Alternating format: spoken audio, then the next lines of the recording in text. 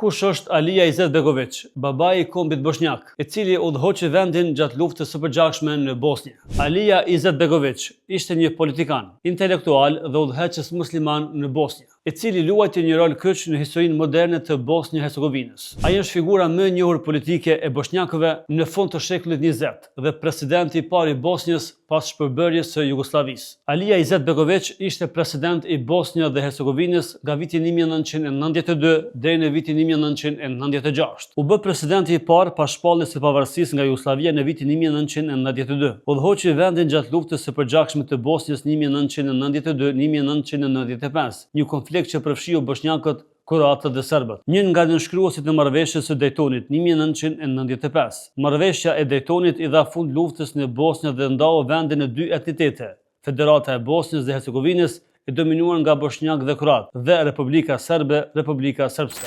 Alija Izetbegović ishte themelues i Partisë së Veprimit Demokratik SDA në vitin 1990. Kjo ishte partia e parë politike në Bosnjë dhe Hercegovinë pas pluralizmit politik në Jugosllavi. Ajo mbetet një nga partitë më të mëdha edhe sot. Alija Izetbegović ishte edhe një mendimtar islam. Libri i tij i njohur dhe i famshëm është Islami mes lindjes dhe perëndimit. Izetbegović njihet edhe si babai i kombit bosnjak. Respektohet nga shumë muslimanë të Ballkanit dhe më gjerë si një udhëheqës i përkushtuar ndaj paqes, besimit dhe lirisë. Si president i Republikës së Bosnjë-Hercegovinës, Alija mori rolin kryesor politik, mobilizoi institucione shtetërore, bëri thirrje për qëndrim dhe bashkëpunim midis bosnjakëve dhe pjesëtarëve të tjerë të komuniteteve që mbështesnin një Bosnjë shumë etnike.